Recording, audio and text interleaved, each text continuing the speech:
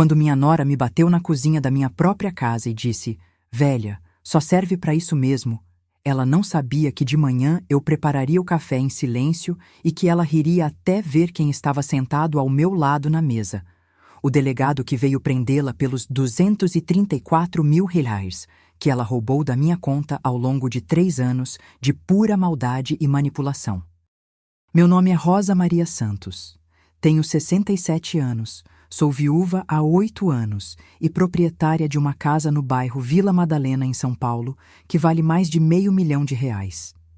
Esta é a história de como minha própria nora, essa cobra venenosa que entrou na minha família disfarçada de cordeirinha, tentou me destruir e acabar com tudo que construí em 45 anos de casamento e trabalho honesto. Mas como toda mãe experiente, eu sempre soube que algo não estava certo. Meu instinto de mulher nunca me enganou, mesmo quando meu coração de mãe queria acreditar no contrário. Eu nasci numa família humilde no interior de Minas Gerais. Vim para São Paulo aos 18 anos para trabalhar como doméstica. Conheci meu marido Joaquim numa festa da igreja em 1975. Ele era pintor de obra, homem trabalhador e honesto. Nos casamos no civil mesmo, sem festa, sem luxo, mas com muito amor e esperança de construir uma família digna. Criei 3 filhos praticamente sozinha depois que meu marido Joaquim morreu de infarto em 2016. Trabalhei como costureira durante 30 anos, acordava às 4 da manhã para terminar as encomendas e ainda cuidar da casa, das crianças, de tudo. Nunca pedi ajuda para ninguém, sempre me virei com as próprias pernas, sempre ensinei aos meus filhos que trabalho honesto é a única forma de vencer na vida. Meu filho mais velho é o Paulo, 45 anos, casado com uma mulher maravilhosa, a Cláudia, que sempre me tratou com respeito e carinho. Eles moram no interior com os 2 filhos. O do meio é o Carlos, 42 anos, trabalha com segurança eletrônica, divorciado, mas pai presente dos 3 filhos dele. E tem o Gabriel, meu caçula, 38 anos, que sempre foi o mais sensível, o mais apegado à mãe. Talvez por ter perdido o pai ainda jovem, ele sempre foi mais dependente, mais carente de proteção materna. E foi exatamente essa vulnerabilidade que aquela víbora da Priscila explorou para destruir nossa família. Quando meu filho mais novo, o Gabriel, me apresentou a Priscila em dezembro de 2016, poucos meses depois da morte do pai dele, pensei que Deus tinha me enviado uma filha que nunca tive. "Mãe, quero te apresentar uma pessoa muito especial", disse ele com aquele sorriso apaixonado. Ela chegou na minha casa com um buquê de flores do supermercado e um sorriso que parecia sincero. Como eu estava enganada! Se você é sogra e já passou por isso com nora interesseira, deixa o like porque você vai entender cada palavra que vou falar aqui. A casa onde moro foi comprada tijolo por tijolo com o suor do meu trabalho e do Joaquim. Começamos morando num cômodo alugado no Capão Redondo. Economizamos cada centavo durante 15 anos para dar entrada numa casinha na Vila Madalena. 3 quartos, 2 banheiros, quintal grande, onde criei galinhas por anos para economizar no mercado. A sala tem o sofá que comprei prestado em 1982, a mesa de jantar que o Joaquim fez com as próprias mãos, a estante onde guardo os diplomas dos meninos e as fotos da família. Cada móvel tem uma história. Cada canto tem uma lembrança de sacrifício e conquista. Era meu patrimônio, minha segurança para a velhice, o que eu deixaria de herança para meus filhos e netos. Joaquim sempre dizia: "Rosa, esta casa é nossa fortaleza. Aqui ninguém mexe com a nossa família." Se ele estivesse vivo para ver o que essa bruxa fez comigo... No começo, quando o Gabriel começou a namorar a Priscila, achei que tinha ganhado uma filha. Ela era carinhosa, me chamava de mãezinha querida. Trazia presentes pequenos, mas com carinho. Um sabonete perfumado, um pacote de biscoito gostoso, uma plantinha para o jardim. Eu pensei, finalmente meu filho mais novo encontrou uma mulher de família. Alguém que ia cuidar dele como eu sempre cuidei. Alguém que ia dar netos para eu criar e amar. Como uma mulher pode enganar tanto uma mãe experiente? Como uma pessoa pode fingir tanto carinho só para destruir uma família? Recebi ela de braços abertos na minha casa, na minha cozinha, na minha vida. Ensinei as receitas tradicionais da família, o feijão tropeiro que o Joaquim adorava, o pão de açúcar que faço desde menina, o doce de leite que aprendi com minha avó. Dividi segredos que só uma filha deveria saber. Onde eu guardava as economias, quais eram meus medos de ficar velha sozinha, como eu me sentia perdida sem o Joaquim. Contei para ela histórias da nossa família, mostrei álbuns de fotos, deixei ela conhecer nossa intimidade. Durante os 2 primeiros anos de namoro, de 2017 a 2019, ela era a nora perfeita que toda sogra sonha em ter. Ajudava a lavar a louça depois do almoço de domingo, conversava comigo sobre os problemas dela de trabalho e família, até chorou no meu ombro quando os pais dela se separaram de forma traumática. Mãezinha, a senhora é a única pessoa que me entende, dizia ela segurando minha mão. Eu consolei essa menina como se fosse sangue do meu sangue, ofereci minha casa como refúgio, meu colo como abrigo. Quando ela e o Gabriel casaram, em março de 2019, eu paguei metade da festa. Emprestei 25 mil reais das minhas economias, porque queria que meu filho fosse feliz, que tivesse uma festa bonita para começar a vida de casado. Até comprei o vestido de noiva para ela, porque a família não tinha condições. Que mãe não faria isso pelo filho? Que sogra não quer ver a felicidade do filho realizada? Mas como mãe, eu sempre soube que algo não estava completamente certo. Pequenos sinais que minha experiência de mulher captava. A forma como ela olhava para os meus pertences quando achava que eu não estava vendo. Como fazia perguntas muito específicas sobre a escritura da casa, o valor do terreno, quanto eu recebia de pensão. Como sempre tinha opinião sobre como eu deveria gastar meu dinheiro. Dona Rosa, a senhora não acha que deveria vender essa casa grande e comprar um apartamentinho menor? Seria mais prático para a sua idade. Ou então, mãezinha, essa televisão velha gasta muita energia, não seria melhor trocar por uma mais moderna? Meu instinto de mulher já estava alertando, mas o coração de mãe queria acreditar no melhor. Eu pensava, Rosa, você está sendo neurótica, a menina está só preocupada com seu bem-estar. Como eu estava errada, como eu estava sendo ingênua aos 60 anos de idade. O que fiz depois de descobrir toda a verdade, meu filho Gabriel nunca imaginou que sua mãe era capaz. Eu, que sempre fui conhecida na família como a Rosa Boazinha, a que sempre ajudava todo mundo, a que nunca falava mal de ninguém, a que perdoava até quem não merecia. A vizinhança toda me conhece como a mulher que nunca negou um prato de comida para quem tinha fome, que sempre cuidou dos filhos dos outros quando as mães precisavam trabalhar. Mas quando você mexe com uma mãe, quando você ataca uma mulher que lutou a vida inteira para proteger sua família, você desperta uma força que nem você mesma sabia que tinha. A experiência de 67 anos de vida me ensinou que sogra tem que ser esperta, porque nora, interesseira, sempre mostra a verdadeira face na hora certa. O problema é que às vezes essa hora chega tarde demais, quando o estrago já está feito, quando a família já está destruída. Criei meus 3 filhos praticamente sozinha depois da morte do Joaquim.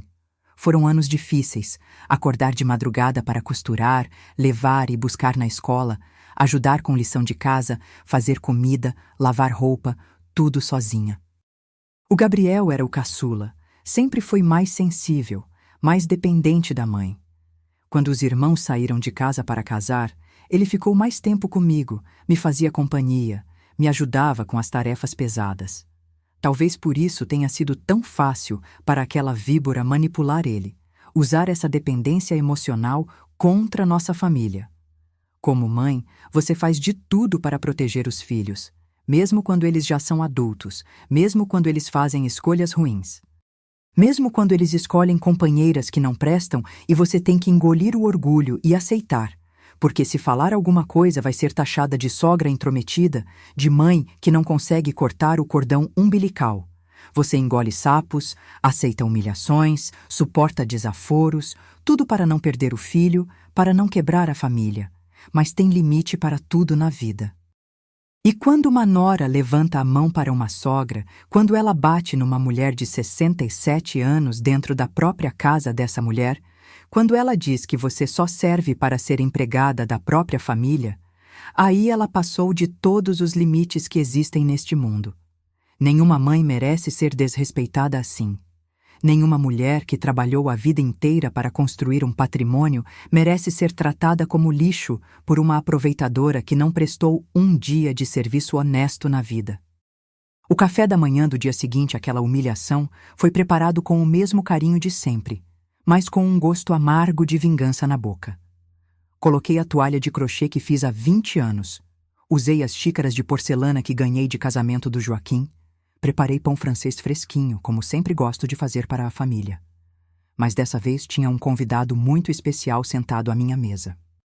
E quando a Priscila desceu as escadas naquela manhã de quinta-feira, pensando que tinha me destruído completamente, a risada de vitória morreu na garganta dela. Quando ela começou a namorar meu filho Gabriel, em janeiro de 2017, a Priscila parecia uma menina de família mesmo. Cabelo sempre bem arrumado, roupa simples mas comportada, sempre falava obrigada e por favor, com uma educação que me impressionava. Conheci ela numa festa de aniversário de uma amiga do Gabriel na Zona Oeste. Ela estava tímida no canto, conversando baixinho, ajudando a dona da casa a servir os convidados, sem ninguém pedir. Pensei, que menina educada! Finalmente meu filho encontrou uma moça direita, dessas que foram criadas com valores. Ela contou que tinha perdido o pai aos 12 anos, que a mãe criou ela e 2 irmãs sozinha trabalhando como faxineira. Dona Rosa, sei como é difícil criar filhos sem marido, igual a senhora fez, dizia ela com lágrimas nos olhos. Mentira. Depois descobri que o pai dela estava vivo e que ela inventou essa história para despertar minha compaixão, para criar uma identificação comigo desde o primeiro dia. Logo percebi que ela sempre tinha uma opinião sobre tudo na minha casa, mas de forma sutil, disfarçada de preocupação. No começo eram sugestões sutis. Dona Rosa, que tal mudar esses móveis de lugar? Ia ficar mais moderno. Ou então, a senhora não acha que essa cortina já está meio desbotada? Tenho uma amiga que trabalha com decoração. Pode dar uma dica. Eu até achava fofo. Pensava que ela queria ajudar a melhorar nossa casa, que estava tentando se integrar à família. Como eu estava sendo inocente. Sempre tinha um jeitinho de criticar alguma coisa, sempre disfarçado de cuidado comigo. Mãezinha, a senhora não acha perigoso usar esse fogão velho? E se der vazamento? Dona Rosa, essa escada para o quintal está meio bambinha. E se a senhora cair? Ela plantava sementes de insegurança na minha cabeça, me fazendo questionar coisas que nunca tinham sido problema. Ela começou a afastar meu filho de mim de forma gradual, muito esperta, sem que ele percebesse. Primeiro foram as visitas que diminuíram drasticamente. Gabriel sempre vinha almoçar comigo aos domingos desde que saiu de casa aos 25 anos. Era nossa tradição sagrada há mais de 10 anos. Fazíamos macarronada, assistíamos televisão, conversávamos sobre a vida, sobre trabalho, sobre família. Mas a Priscila sempre inventava desculpas que coincidiam exatamente com nossos domingos. Ai, mãezinha, hoje a Priscila não está se sentindo bem, acho que é virose. Ou, a família dela convidou a gente para um churrasco especial, não posso faltar. Depois vieram os feriados que sempre passávamos juntos. Natal, Páscoa, Dia das Mães, datas que eram sagradas na nossa família. Mãe, este ano vamos passar o Natal na casa dos pais da Priscila. Eles estão insistindo muito. O Dia das Mães vai ser na casa da mãe dela, mas a gente vem te visitar depois. Sempre depois, sempre por último, sempre quando sobrava tempo. As emergências financeiras começaram pequenas, mas foram crescendo gradualmente. A primeira foi em junho de 2017. Dona Rosa, meu pai teve um problema no trabalho e perdeu o emprego. A família toda está desesperada. Não conseguem pagar o aluguel deste mês. Emprestei 1.200 reais sem pestanejar. Como mãe, como cristã, como pessoa de bom coração, Não ia deixar a família da namorada do meu filho passar necessidade. Mãezinha, o carro quebrou e a gente precisa arrumar urgente porque a Priscila perdeu o emprego e está correndo atrás de outras oportunidades.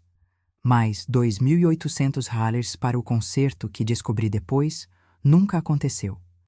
O carro não estava quebrado. Ela queria o dinheiro para outras coisas. Sogra, tem uma oportunidade de apartamento muito boa no Tatuapé, mas precisa dar entrada agora, hoje mesmo. Se a gente perder, não aparece outra igual. 8.000 reais que saíram da minha poupança numa quinta-feira à tarde. Ela sabia exatamente como criar urgência, como me pressionar a tomar decisões rápidas sem tempo para pensar. Ela usava meu filho como intermediário, manipulava ele para me convencer. O Gabriel chegava em casa com aquela cara de quem estava sendo forçado a pedir. Mãe, a Priscila está muito constrangida de pedir diretamente para a senhora, mas a situação está desesperadora. Ela sabia exatamente como manipular um filho que ama a mãe. Colocava o Gabriel numa situação impossível, ou ele pedia dinheiro para mim, ou assumia publicamente que não conseguia sustentar a namorada. Para um homem de 35 anos, isso é humilhante demais. Rosa, ele dizia me chamando pelo nome quando estava nervoso. Não é que a gente não consegue se virar sozinho, é só uma fase difícil. Logo a gente paga tudo de volta. Promessas que nunca se cumpriram, desculpas que se repetiam a cada 2 ou 3 meses. Quando nasceu meu primeiro neto, o Pedrinho, em abril de 2020, pensei que as coisas iam melhorar. Afinal, agora eu era avó. Agora a família estava completa, unida por esse bebê lindo que era sangue do meu sangue. Mas foi exatamente o contrário. A situação piorou drasticamente porque agora ela tinha uma arma muito mais poderosa para me manipular. Meu amor incondicional pelos netos. Dona Rosa, o Pedrinho precisa de fraldas especiais porque tem alergia na pele. São os 180 o pacote, mas é o que tem de melhor no mercado. Como avó, eu não ia deixar meu netinho sofrer por causa de dinheiro. O pediatra particular custa $300 a consulta, mas ele é especialista em bebês prematuros. O Pedrinho merece o melhor tratamento. Dizia que as crianças precisavam do meu apoio financeiro para ter uma vida digna, para não passar pelas dificuldades que ela passou na infância. Usava frases que cortavam meu coração. Mãezinha, a senhora não quer que seu netinho cresça com as mesmas dificuldades que o Gabriel teve quando o senhor Joaquim morreu, né? Comparava situações que não tinham nada a ver. Mexia com minha culpa de mãe, com meus medos de avó. Fui perdendo espaço na vida do meu filho gradualmente, mas de forma sistemática. Antes eu era a primeira pessoa que ele contava as novidades importantes, uma promoção no trabalho, um problema de saúde, planos para o futuro. Agora eu ficava sabendo das coisas por último, como se fosse uma parenta distante. Ah, mãe, esqueci de te contar que mudamos de apartamento na semana passada. Ou, mãe, a Priscila está grávida do segundo filho, mas não espalha ainda porque a gente ainda não contou para a família dela. Minha opinião não valia mais nada nas decisões importantes da vida dele. Antes ele me perguntava sobre tudo. Mãe, o que a senhora acha desse trabalho novo? Ou, mãe, vale a pena fazer esse curso? Agora as decisões eram tomadas sem meu conhecimento. Mãe, a gente já decidiu que vamos nos mudar para Guarulhos. A Priscila encontrou uma casa melhor lá. Ela me tratava como empregada na minha própria casa, mas de forma sutil, que meu filho não percebia. Quando vinham me visitar, que já era raro, era sempre: Dona Rosa, será que a senhora pode fazer aquele seu bolo de chocolate que o Gabriel adora? Nunca era um pedido, era sempre uma imposição disfarçada de carinho. Mãezinha, a senhora não se importa de cuidar do Pedrinho enquanto a gente resolve umas coisas importantes? Importantes que nunca eram explicadas. Dona Rosa, que tal preparar aquele seu feijão tropeiro para o almoço? O Gabriel estava comentando ontem que estava com saudade. Ela sabia exatamente quais eram os pontos fracos do meu filho. Usava as lembranças afetivas para me fazer de empregada sem eu perceber. Na minha própria casa, eu me sentia uma estranha. Ela mexia nas coisas, reorganizava os armários, até mudava os móveis de lugar quando eu ia ao banheiro. Assim fica muito melhor, mãezinha. A senhora vai ver como fica mais prático. Invadia meu espaço sem pedir licença, como se a casa fosse dela. O desrespeito foi crescendo aos poucos, testando meus limites. Começou com piadinhas sobre minha idade. Ai, dona Rosa, a senhora está ficando meio esquecida mesmo, né? Normal da idade. Depois foram críticas diretas às minhas capacidades. Sogra, a senhora tem certeza que consegue dirigir? Essa vista não está mais muito boa. Mãezinha, a senhora não acha que cozinhar no fogão está ficando perigoso? E se esquece uma panela no fogo? Ela plantava na cabeça do Gabriel que eu estava ficando incapaz, que não conseguia mais cuidar de uma casa grande sozinha. Gabriel, sua mãe ontem esqueceu a torneira aberta e quase inundou o banheiro. Mentira descarada. Amor, encontrei sua mãe na rua ontem e ela parecia confusa, não sabia onde estava. Inventava situações para criar um histórico de incapacidade mental. Se você tem filho casado e nora difícil, comenta aí porque você vai entender exatamente a dor que isso causa numa mãe. Ver seu próprio filho sendo manipulado contra você e não poder fazer nada diretamente porque ele vai pensar que você está com ciúme da mulher dele, que não consegue aceitar que ele cresceu. É uma situação impossível para qualquer mãe que ama os filhos.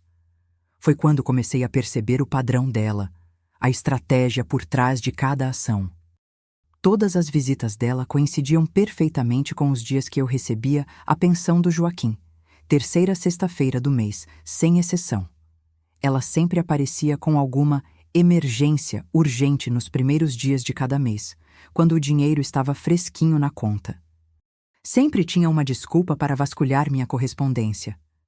Dona Rosa, chegou uma conta de energia para a senhora. Vou deixar aqui na mesa da cozinha. Mãezinha, o carteiro pediu para entregar essa correspondência do banco diretamente para a senhora.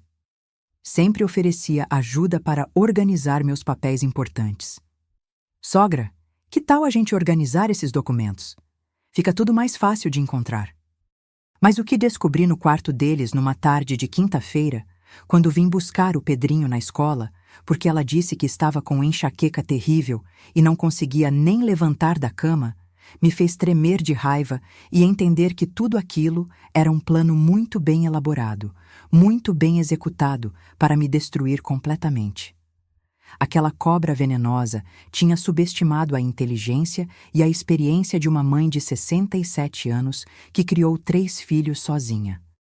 Quando entrei no quarto deles naquela tarde de quinta-feira, 13 de maio de 2021, para pegar uma muda de roupa para o Pedrinho que havia se sujado no parquinho da escola, nunca imaginei que ia descobrir a extensão da traição dessa víbora.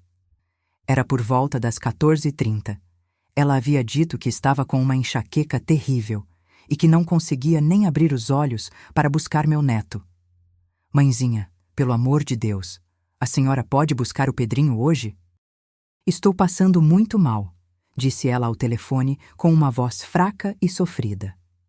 Mentira. Era na casa da amiga combinando como ia roubar mais dinheiro de mim. Abri a gaveta da cômoda procurando uma blusa limpa para meu neto e encontrei uma pasta azul escuro com documentos que me fizeram o sangue gelar nas veias.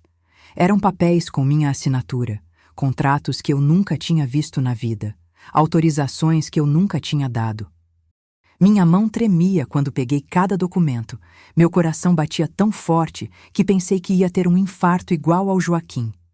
Vi documentos de empréstimo de 25 mil em meu nome no Banco do Brasil, assinados em março de 2021, 2 meses antes. Descobri contratos de cartão de crédito adicional do Banco Itaú que eu nunca solicitei, com limite de 15 mil liberado. Tinha até uma procuração datada de dezembro de 2020, dando poderes plenos para ela administrar minha conta corrente, em caso de incapacidade mental temporária ou permanente da outorgante. Tudo com minha assinatura perfeita, mas eu juro pela alma do meu marido Joaquim que nunca assinei um papel sequer daqueles. O pior documento estava no fundo da pasta, dentro de um envelope lacrado, um requerimento de interdição civil já preenchido e assinado, esperando só para ser protocolado no cartório. Ela estava preparando um processo para me declarar incapaz mentalmente.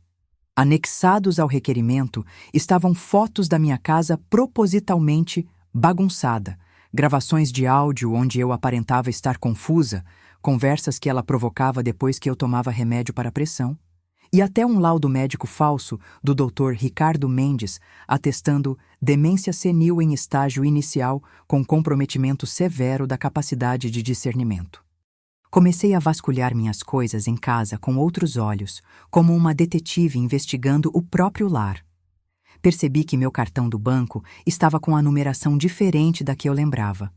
O chip era mais novo, a tinta estava mais viva. Liguei para o Banco do Brasil fingindo que era uma confirmação de dados e descobri que tinham sido emitidos 5 cartões adicionais em minha conta nos últimos 3 anos. 2 para a Priscila Silva Santos, CPF dela, 2 para Maria Silva Santos, mãe dela, e 1 para Jéssica Oliveira Silva, amiga dela. Quando pedi o extrato completo dos últimos 36 meses por telefone, fingi que estava revisando uns gastos para o imposto de renda. Quase desmaiei na mesa da cozinha quando chegaram 47 páginas pelo e-mail. Saques de R$ 2.000 toda sexta-feira sem exceção. R$ 3.000 e, às vezes, R$ 4.000 nos primeiros dias de cada mês. Às vezes até R$ 8.000 em dias aleatórios, sempre nos horários que eu não estava em casa. 9h da manhã, quando ia à igreja, 14h da tarde, quando visitava a comadre Lourdes. Transferências Pix para contas que eu nunca autorizei. 5.000 piratares para Maria Silva Santos, mãe dela, em janeiro. 3.000 pierrares para Jéssica Oliveira Silva em fevereiro. 7.000 piropares para Amanda Costa Lima em março. Pagamentos de cartão de crédito de valores absurdos. 8.000 em dezembro na Casas Bahia, 12.000 em janeiro na Renner, 6.000 em março numa joalheria no centro da cidade. A investigação que fiz por conta própria revelou uma rede de mentiras e roubos que me deixou estarrecida com a capacidade de maldade humana. Descobri que foram roubados exatos R$ 234 mil da minha conta ao longo de 3 anos e meio, mais que o valor de um apartamento pequeno. Ela tinha acesso total ao meu cartão, sabia minha senha porque eu confiava nela como uma filha verdadeira. Sempre que eu saía para o mercado da esquina, para a igreja nas quartas-feiras à noite, ou para visitar minha comadre Lourdes no sábado à tarde, ela aproveitava para fazer saques gigantescos no caixa eletrônico da Caixa Econômica, que fica a 2 quadras de casa. Peguei todos os comprovantes dos últimos 3 anos, organizei numa caixa de sapatos por data e valor. Descobri um padrão criminoso. Nos dias de maior movimento familiar, Dia das Mães, Dia dos Pais, aniversários dos netos, Natal, ela sacava quantias ainda maiores, usando a emoção das datas para disfarçar os roubos. No Dia das Mães de 2020, sacou R$ 8.000. No Natal de 2020, foram R$ 12.000. No aniversário do Pedrinho, em abril de 2021, R$ 6.000. Ela usava as datas especiais da nossa família como oportunidade para me roubar ainda mais. O pior foi perceber que meu filho Gabriel ou sabia de todo esse esquema diabólico e era conivente nessa quadrilha familiar, ou era tão cego de paixão que não enxergava o que estava acontecendo bem debaixo do nariz dele. Como um filho pode não perceber que a própria mãe está sendo sistematicamente roubada durante 3 anos? Como um homem pode não questionar de onde vem o dinheiro para os gastos exagerados da mulher quando o salário dele não aumentou? Senti uma fúria de mãe protetora que eu nunca havia experimentado na vida.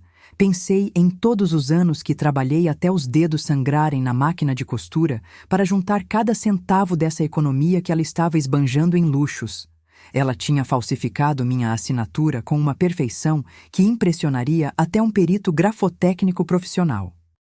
Encontrei no quarto dela um caderno inteiro de treinos da minha rubrica. Páginas e páginas praticando cada curva, cada traço, cada pressão da caneta. Tinha até fotos ampliadas dos meus documentos para servir de modelo detalhado.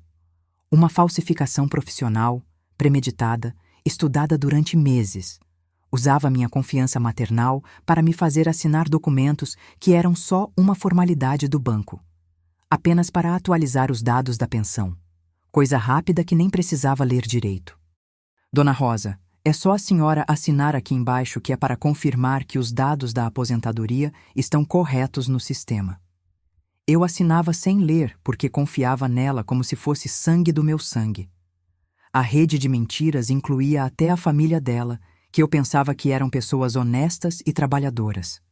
Descobri que a mãe da Priscila não só sabia de todo o esquema, como era sócia ativa nos roubos.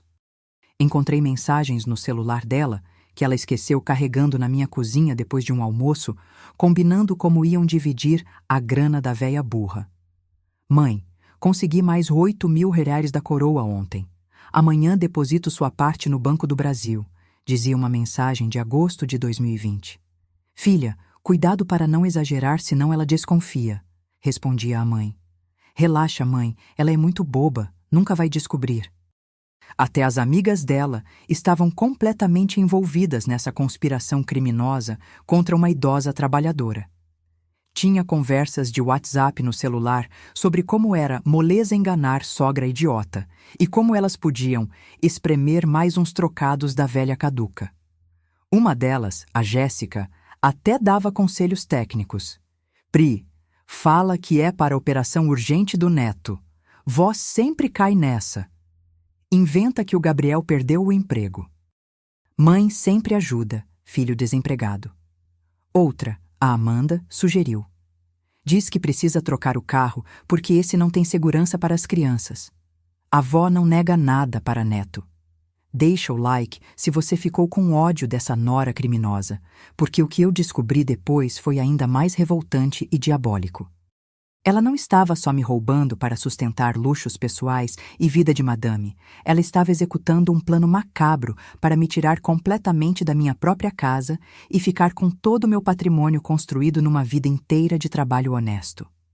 Encontrei no computador dela, que ficava sempre ligado na mesa do quarto, um arquivo chamado Plano Final Véia Todokics, que detalhava passo a passo, com datas e estratégias, como ia se apropriar de todos os meus bens.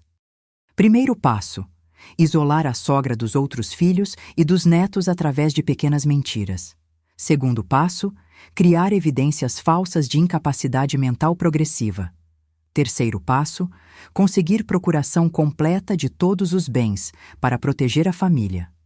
Quarto passo: vender a casa e aplicar o dinheiro em conta própria no exterior. Quinto passo: internar a sogra em casa de repouso barata até morrer. Era um plano de destruição completa, calculado, friamente elaborado por uma mente criminosa. A sogra boazinha tinha morrido naquele momento, naquele 13 de maio de 2021, às 14h45 da tarde, quando li cada linha daquele documento diabólico no computador dela. A Rosa que sempre perdoava, que sempre dava uma segunda chance, que sempre pensava no melhor das pessoas, que criou os filhos ensinando a ver o bem em todo mundo, morreu quando vi a extensão da maldade dessa criatura. Decidi que ia mostrar as garras que toda mãe protetora tem quando alguém ameaça sua família, seu patrimônio e sua própria vida. Descobri que ela estava juntando evidências da minha suposta incapacidade mental há mais de 2 anos de forma sistemática e planejada. Gravava conversas comigo quando eu estava distraída falando sozinha na cozinha, coisa que toda dona de casa faz enquanto cozinha. Fotografava a casa quando estava propositalmente bagunçada. Ela mesma desarrumava e depois tirava fotos, para provar que eu não conseguia mais cuidar das tarefas domésticas. Filmava momentos em que eu estava confusa ou esquecida por causa dos remédios para a pressão, que me deixavam meio zonza. Chegou ao ponto de subornar a faxineira, a dona Cleusa, para dar depoimentos falsos sobre minha incapacidade. Dona Cleusa, se perguntarem sobre a dona Rosa, a senhora pode dizer que ela anda muito esquecida? Em troca, pagava 200 ares extras por mês para a coitada da Cleusa, que precisava do dinheiro para sustentar os filhos. Até havia contratado um advogado especialista em interdição de idosos, o Dr. Henrique Monteiro, que cobrava 15.000 reais para resolver o caso da sogra caduca rapidinho. Encontrei e-mails detalhados entre eles, discutindo estratégias legais. Doutora Priscila, Precisa de mais 2 testemunhas, afirmando que a senhora apresenta sinais claros de demência, escreveu o advogado. Já consegui a vizinha e a faxineira. Falta só o médico, respondeu aquela víbora. Conheço um geriatra que assina qualquer laudo por 3.000, retrucou o advogado sem vergonha. O plano dela era diabólico na sua perfeição criminosa. Primeiro, me isolar completamente do Gabriel e dos netos através de pequenas mentiras e manipulações constantes. Depois, criar um histórico médico falso de que eu estava com problemas mentais graves e progressivos. Em seguida, conseguir uma procuração completa de todos os meus bens para me proteger dos meus próprios impulsos. Por fim, me colocar numa casa de repouso de 5ª categoria e vender minha casa de $500.000 para embolsar o dinheiro líquido. Encontrei até cotações detalhadas de casas de repouso que ela havia pesquisado na internet. Lugares terríveis, com mensalidades de $800, onde idosos ficam abandonados em quartos minúsculos esperando a morte chegar. Ela havia calculado matematicamente que eu viveria no máximo 5 anos numa instituição dessas e que sobraria mais de 400.000 líquidos para ela depois de pagar todas as despesas do tratamento. Minha vida valia exatos R$400.000 para aquela víbora sem coração. Tudo muito bem planejado, muito bem executado durante 3 anos e meio. Ela estudou cada detalhe, cada brecha legal, cada forma de me destruir. Não contava com uma coisa: nunca subestime uma mãe experiente, uma mulher que criou 3 filhos sozinha durante a viuvez, que trabalhou 30 anos acordando às 4 da manhã, que sobreviveu à morte do marido e se reconstruiu do zero aos 59 anos de idade. Mas antes de agir contra essa organização criminosa familiar, precisava reunir todas as provas contra ela, cada documento, cada evidência, cada mentira registrada e catalogada. Não podia deixar essa cobra e a família dela escapar por nenhuma brecha legal. Como mulher inteligente que sempre fui, sabia que precisava ser mais esperta, mais organizada e mais estratégica que toda essa quadrilha. O jogo tinha mudado completamente, e agora eram as minhas regras que iam valer nessa guerra. Fingi que não sabia de nada durante 3 semanas inteiras. Foram os 21 dias mais difíceis da minha vida. Ter que sorrir para aquela víbora todos os dias, preparar café da manhã, conversar sobre amenidades, até fazer carinho nos meus netos, sabendo que a mãe deles estava roubando e planejando me destruir. Comecei a observar cada movimento dela, cada gesto, cada palavra com olhos de investigadora. Anotava tudo num caderninho pequeno que escondi dentro da Bíblia, embaixo do colchão. Horários, conversas, pessoas que ela recebia em casa. Como mãe experiente de 67 anos, eu sabia que precisava ser muito mais inteligente e estratégica que ela. Instalei um sistema completo de vigilância na minha casa sem ninguém saber. Meu filho do meio, o Carlos, trabalha há 15 anos com segurança eletrônica e conhece todas as tecnologias mais modernas. Contei para ele que estava desconfiando que alguém estava entrando em casa quando eu saía, que algumas coisas estavam sumindo e outras mudando de lugar. «Mãe, vou instalar umas câmeras discretas para a senhora ficar tranquila», disse ele sem imaginar quem era o verdadeiro ladrão. Colocou 6 câmeras minúsculas e quase invisíveis. Uma na sala de estar, uma na cozinha, uma no meu quarto, uma no corredor, uma na área de serviço e uma no quintal. Não menti para o Carlos, só não contei que a pessoa que entrava em casa já tinha as chaves há 3 anos. O sistema ficou perfeito. Gravava tudo em alta definição direto num HD que ficava escondido no meu guarda-roupa. Em 2 semanas consegui mais de 40 horas de gravação da Priscila roubando dentro da minha casa. Ela vasculhando meus papéis, abrindo correspondência, mexendo no computador, até falando sozinha sobre como ia se livrar logo da véia chata. Uma filmagem em especial me deixou com ódio. Ela ensaiando na frente do espelho como ia chorar no tribunal para conseguir minha interdição. Senhor juiz, minha sogra está com Alzheimer muito grave, não tem mais condições de cuidar de si mesma. Gravei conversas telefônicas dela quando ficava sozinha em casa, usando um sistema que o Carlos instalou sem saber. Comprei um gravador digital profissional e conectei na linha telefônica fixa. Descobri conversas criminosas com o advogado dela, combinando estratégias para acelerar o processo de interdição da véia antes que ela desconfie de alguma coisa. Doutor: Henrique, precisa ser rápido porque ela está fazendo mais perguntas ultimamente, dizia ela numa ligação. Relaxa, Priscila, em 2 meses ela está internada e você fica com a casa toda, respondia o advogado bandido. Ouvi ela contando para as amigas, em conversas de 2 horas, como ia se livrar da sogra parasita em breve. Meninas, em março eu me livro dessa peste e fico rica. Vou vender a casa, comprar um apartamento na Barra Funda e ainda sobra dinheiro para abrir minha loja. Ela e as amigas riam da minha cara, fazendo piadas sobre velha caduca que acredita em qualquer coisa. Procurei minha advogada de confiança, a doutora Mariana Almeida Santos, que me ajudou em todos os trâmites quando o Joaquim morreu. Contei toda a situação para ela numa tarde de terça-feira, mostrando cada documento, cada prova, cada evidência que tinha descoberto. Ela ficou absolutamente estarrecida. Dona Rosa, isso é estelionato qualificado, falsificação de documentos, formação de quadrilha e violência contra idoso. Essa mulher pode pegar de 8 a 12 anos de cadeia, disse ela, revisando todos os papéis. Vamos montar um processo criminal tão sólido que nem o melhor advogado do país consegue tirar ela da prisão. A doutora Mariana me orientou a juntar ainda mais evidências antes de fazer a denúncia oficial. Dona Rosa, vamos pegar essa quadrilha toda em flagrante para não sobrar nenhum culpado solto. Deixei ela se sentir cada vez mais segura e confiante. Fingi que estava ficando ainda mais esquecida e dependente. Quando ela fazia perguntas sobre dinheiro, eu respondia de forma confusa de propósito. Ah, filha, não sei mais dessas coisas de banco, você que entende melhor que eu.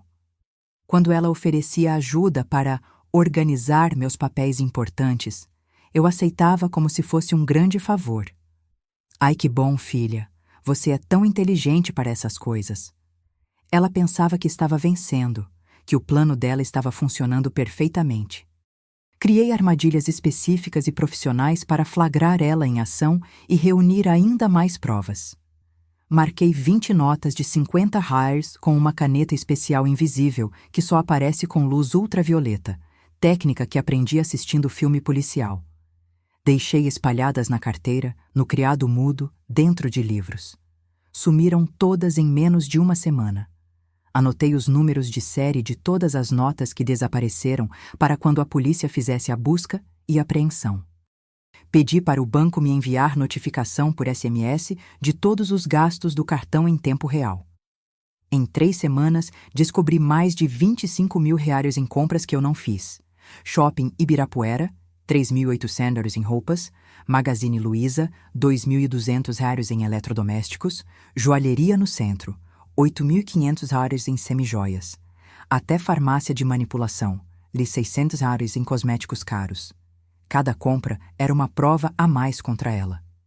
Comecei a fazer perguntas incômodas de forma aparentemente inocente, mas estratégica.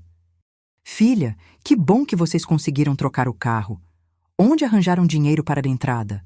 Ou, nossa, como o Gabriel conseguiu comprar aquela televisão nova se o salário dele não aumentou? Ela sempre tinha respostas prontas e bem ensaiadas, mas eu via o nervosismo crescendo nos olhos dela. Via as mãos dela tremendo quando bebia água. Tentei abrir os olhos do Gabriel através de perguntas indiretas sobre confiança no casamento. Filho, você tem certeza de que conhece bem a Priscila?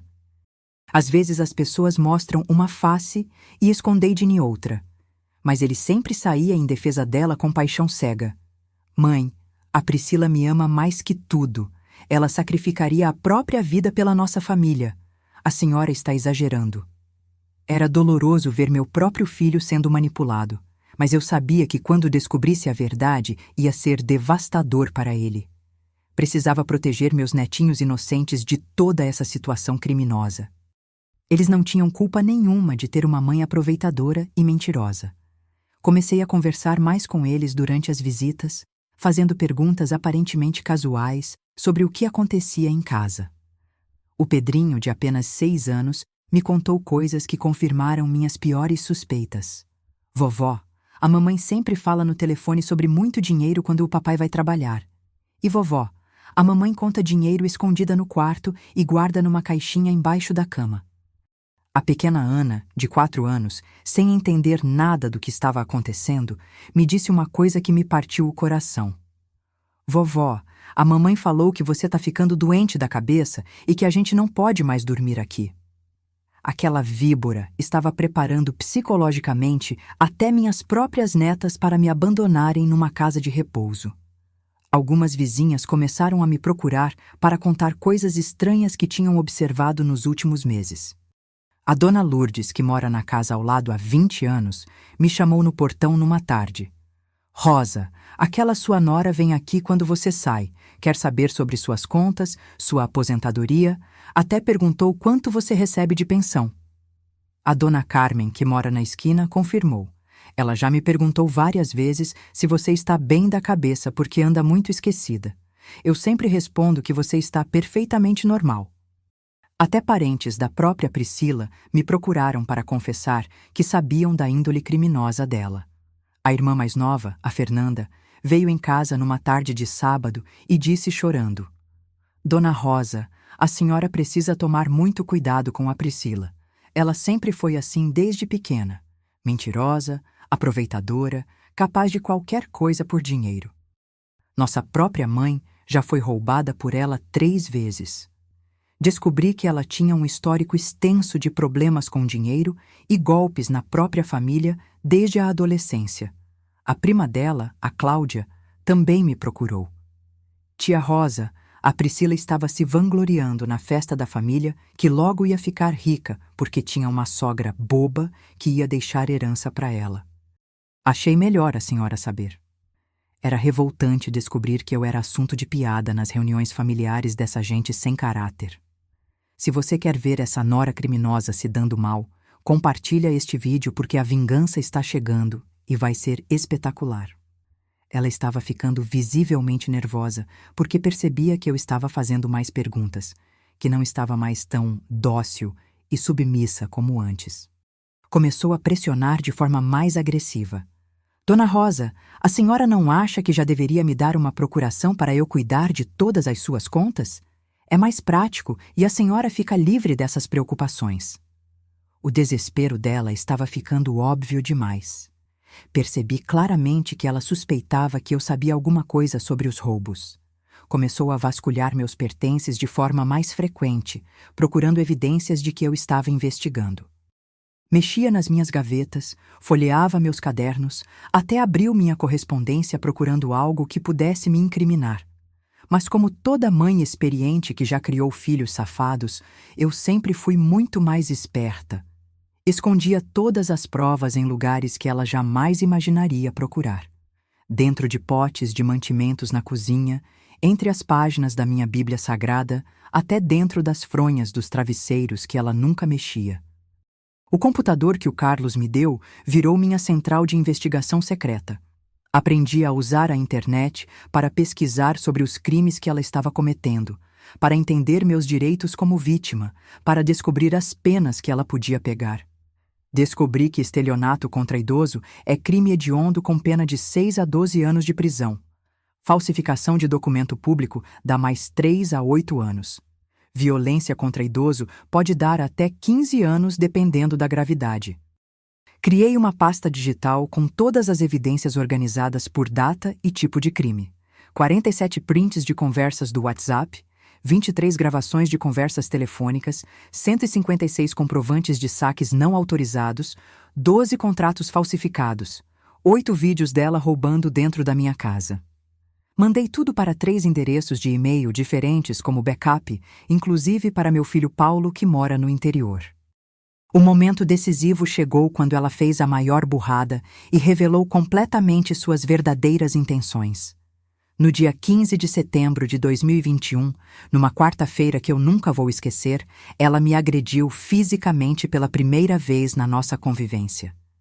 Me deu um empurrão violento na cozinha quando eu questionei um gasto de 4.000 no meu cartão e disse com ódio no olhar: Velha estúpida, você só serve mesmo para ser empregada da própria família.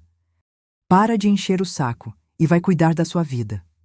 Foi a gota d'água que faltava para eu colocar meu plano em ação. Gravei a agressão toda no celular que estava no balcão da cozinha. Fotografei as marcas roxas que ficaram no meu braço. Liguei imediatamente para a doutora Mariana. Doutora, ela me bateu. Agora temos flagrante de violência contra idoso também. Chegou finalmente a hora do acerto de contas com essa peste e toda a quadrilha familiar dela. O café da manhã do dia seguinte seria inesquecível para todos nós. No dia seguinte à agressão, 16 de setembro de 2021, preparei o café da manhã em silêncio como sempre faço há 45 anos, mas dessa vez com um gosto doce de vitória na boca. Era quinta-feira, 6h30 da manhã, e coloquei a mesa com ainda mais carinho que o normal, mesmo com o coração ferido pela violência que sofri na véspera. Usei a toalha bordada de crochê que fiz para o casamento do Gabriel, coloquei as xícaras de porcelana que ganhei da minha sogra, preparei pão francês fresquinho e café bem forte como toda a família gosta. Mas dessa vez, tinha 2 convidados muito especiais sentados à minha mesa. O delegado Marcos Silva, da 708ª Delegacia de Polícia Civil, e o investigador Roberto Santos, acompanhados de 2 policiais militares que vieram para prender aquela organização criminosa que havia se instalado na minha própria casa. A doutora Mariana havia coordenado tudo nos mínimos detalhes. Chegaram pontualmente às 7 da manhã, portando mandado de prisão em flagrante por violência contra idoso e mandado de busca e apreensão para recolher todas as evidências do esquema criminoso. Bom dia, Dona Rosa. Viemos cumprir a missão, disse o delegado Marcos, apertando minha mão com carinho. Homens sérios, profissionais, determinados a fazer justiça. Quando a Priscila desceu para tomar café às 7h20, como fazia todas as manhãs, ela vinha rindo e sussurrando alguma coisa no celular, achando que tinha me dominado completamente depois daquela humilhação do dia anterior. A cara de pânico absoluto dela quando viu 4 homens fardados sentados na minha cozinha tomando café foi a cena mais satisfatória dos meus 67 anos de vida. A risada morreu na garganta dela numa fração de segundo. O celular caiu das mãos dela e se espatifou no chão. O que está acontecendo aqui? Por que tem polícia na casa?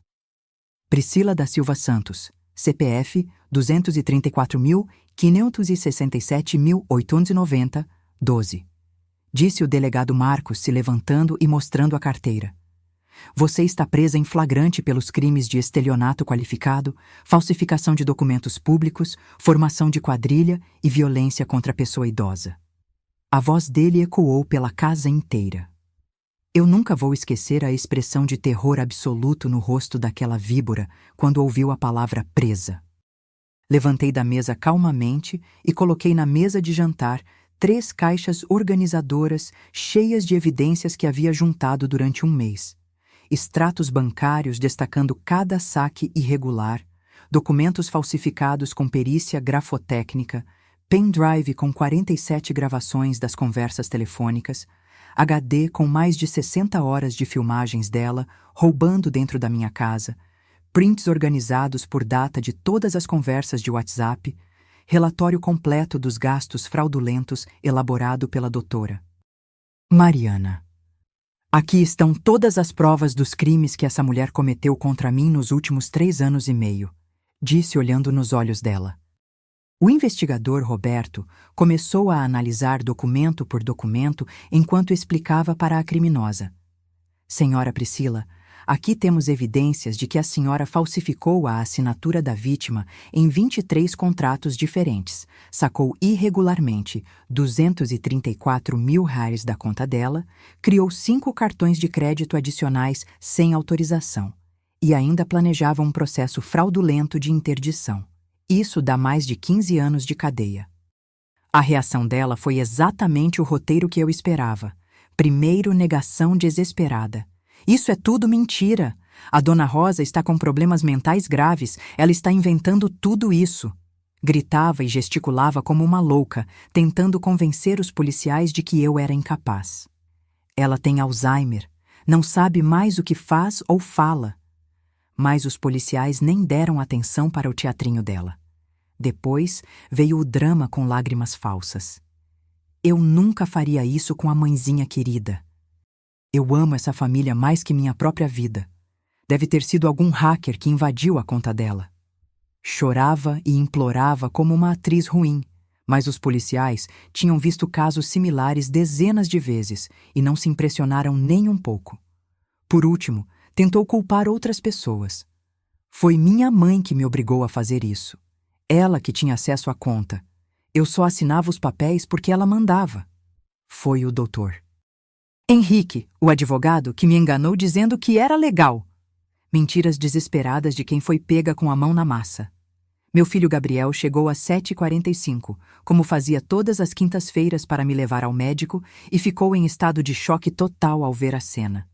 Ver ele descobrindo quem realmente tinha casado, percebendo que foi enganado e manipulado durante 5 anos inteiros, foi um dos momentos mais dolorosos da minha vida como mãe. As pernas dele tremeram, precisou se sentar numa cadeira. Ficou pálido como um papel. Mãe, isso é verdade?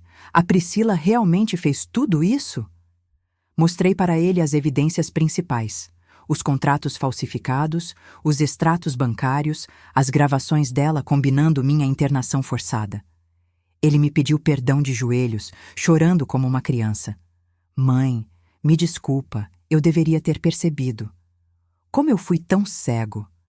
Como não vi que ela estava destruindo a senhora? A dor de um filho traído pela própria esposa é quase tão grande quanto a dor de uma mãe roubada pela própria nora. Gabriel, disse eu segurando as mãos dele, você não tem culpa de nada. Essa mulher é uma criminosa profissional que enganaria qualquer homem apaixonado. O importante é que agora você conhece a verdade e pode proteger seus filhos. Aquele momento de reconciliação entre mãe e filho foi um dos mais emocionantes da minha vida. A polícia fez busca e apreensão completa na casa onde eles moravam. Encontraram mais evidências que eu nem sabia que existiam. Contratos de empréstimos em meu nome no Banco Itaú, 35 mil, no Bradesco, 18 mil, até na Caixa Econômica Federal, 27 mil. Ela havia criado uma verdadeira rede de fraudes bancárias usando minha identidade.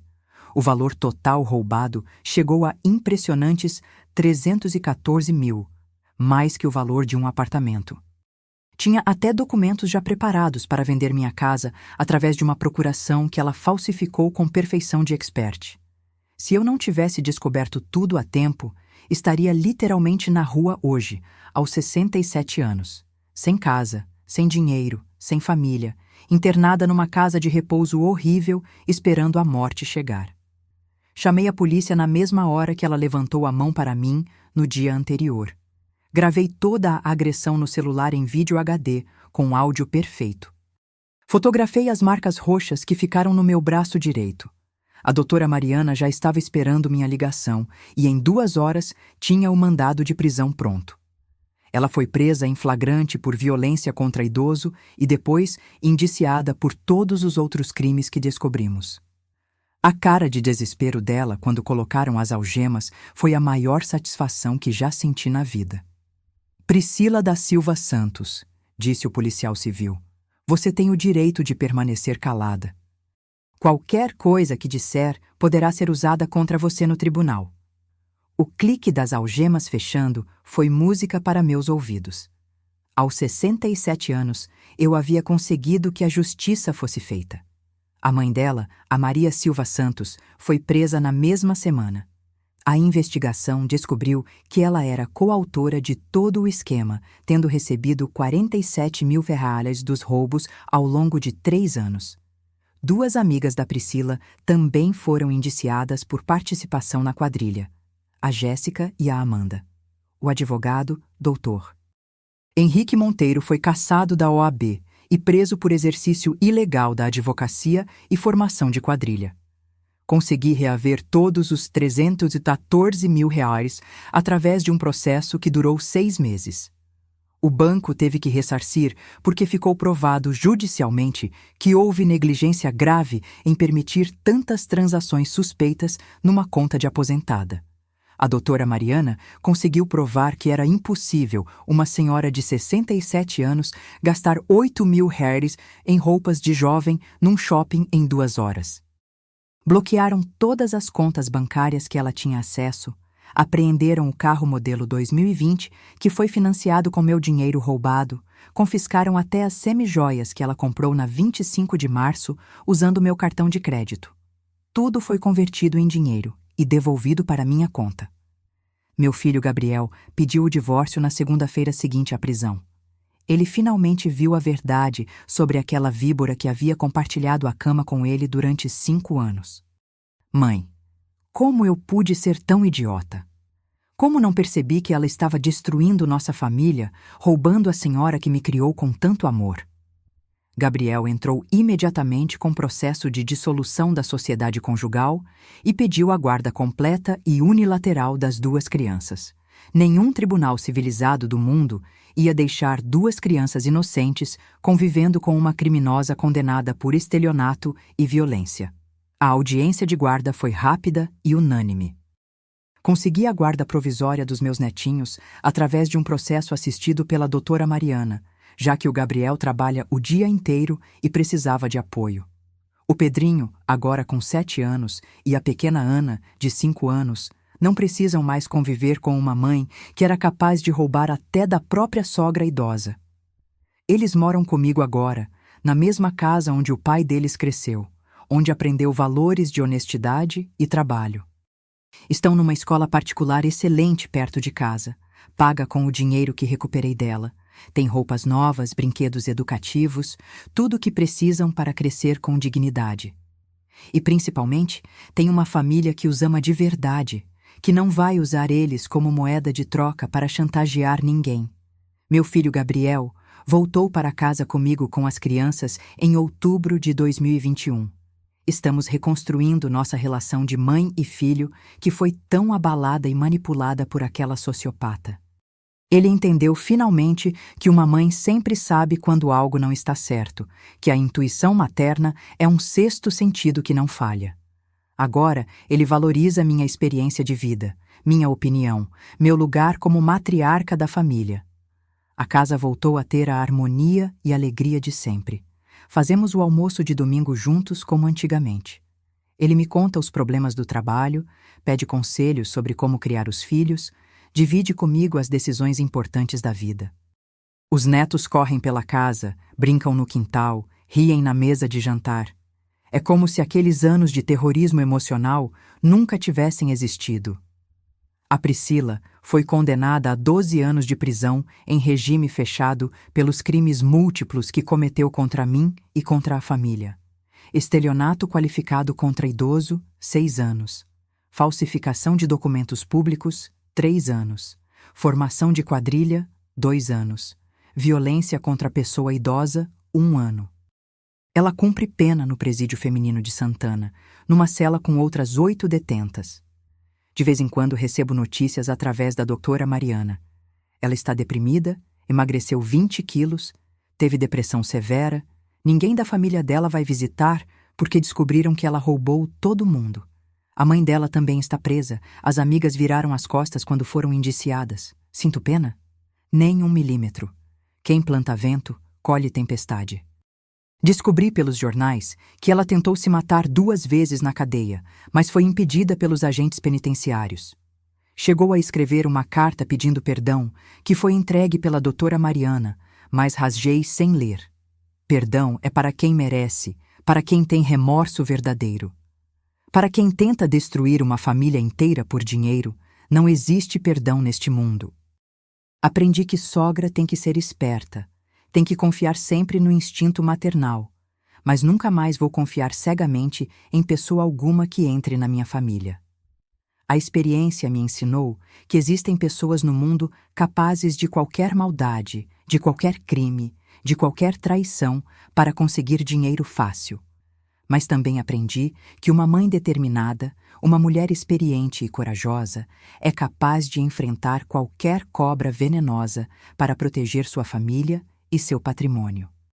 Se você é sogra e quer proteger sua família dessas noras interesseiras e criminosas, inscreva-se no canal, porque vou contar mais histórias reais de como uma mulher experiente pode se defender dos aproveitadores. Deixa nos comentários se você também já passou por situação parecida com nora ou genro interesseiro. Marca aquela amiga sogra que precisa ficar esperta. O Gabriel está namorando uma moça maravilhosa agora, a Carla, que é professora, tem família estruturada, me trata com respeito e carinho. Ela conhece toda a nossa história e me ajuda a cuidar das crianças nos fins de semana. Quando decide casar de novo, vai ser com uma mulher de verdade, de caráter, que soma na família ao invés de destruir. Hoje durmo tranquila sabendo que protegi meu filho e meus netos dessa cobra criminosa. A justiça foi feita. O bem venceu o mal. A verdade apareceu. Minha casa voltou a ser minha fortaleza segura. Meus netos crescem num ambiente honesto e amoroso, longe de uma mãe criminosa que usaria eles para mais golpes no futuro. E eu continuo sendo a Rosa Maria Santos, 67 anos, dona da minha própria casa, da minha própria vida e de uma família que finalmente está protegida e unida. Tenho minha aposentadoria, minha pensão, meus 314 mil de volta na poupança, minha saúde em dia e, principalmente, tenho a consciência tranquila de quem fez a coisa certa na hora certa. Nenhuma nora interesseira, nenhuma criminosa disfarçada de família vai mais pisar na minha casa ou se aproximar dos meus netos. A vovó Rosa agora é mais esperta, mais atenta, mais desconfiada, mas continua sendo amorosa com quem merece amor verdadeiro. A última coisa que quero dizer para todas as sogras que estão me assistindo: confiem no instinto de vocês. Mãe sempre sabe quando algo não está certo. Se a nora de vocês está dando sinais estranhos, investiguem. Se ela está muito interessada no patrimônio da família, fiquem alertas. Se ela está afastando vocês dos filhos e netos, não é por acaso. Protejam suas famílias, porque vocês são as guardiãs da casa, as matriarcas, as responsáveis por manter a união familiar. E lembrem, nunca é tarde para uma mãe mostrar as garras quando alguém ameaça a sua família.